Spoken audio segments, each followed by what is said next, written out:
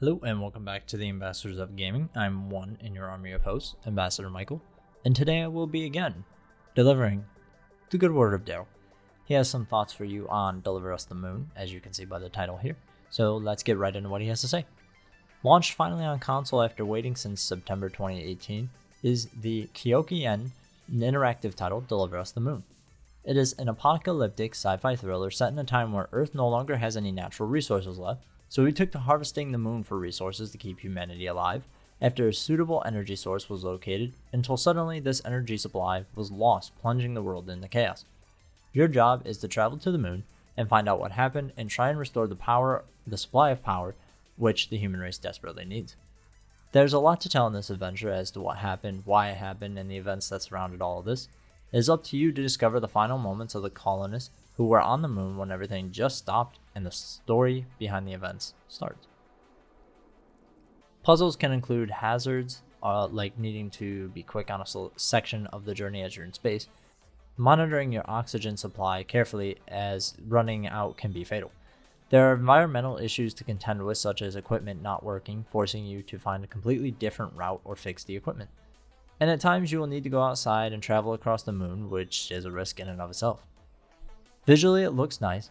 It's a very bleak environment, a lunar colony, and in a moon hub and a reactor, so textures don't really need to be super complicated here. I'm playing though on Xbox One X, and you do have the choice of 4K 30 frames or 1080 60 frames per second.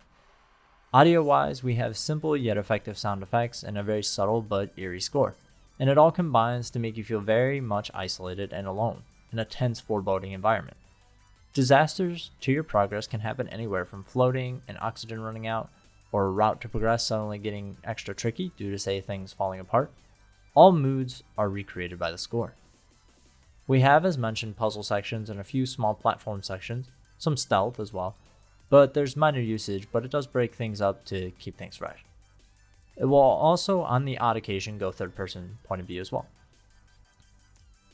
Game well played with 30 frames per second on 4K, with only one issue with a slowdown for a couple of seconds when it froze briefly. But other than that, the gameplay was smooth. A map would have been nice, but the game was easy to navigate around mostly. So of course we have to ask, is it worth getting? If you have a PC or Xbox and the relevant Game Pass or Ultimate, then it's in the list of available games and I very much recommend the download. If you're on PS4, it's priced around roughly £20, $25 US. And for roughly 6 to 7 hours of gameplay, it's probably worth it, more so if you want to platinum it. But if you're on the fence on the style or genre, wait for a sale. But what you do get is a solid story-based game if you do grab it. I personally love the time spent on this, and it never felt like a chore to play through to the end. There you have it, friends. Darrell had some thoughts on this game. I haven't given it a chance. Maybe I will after this, if I ever have free time.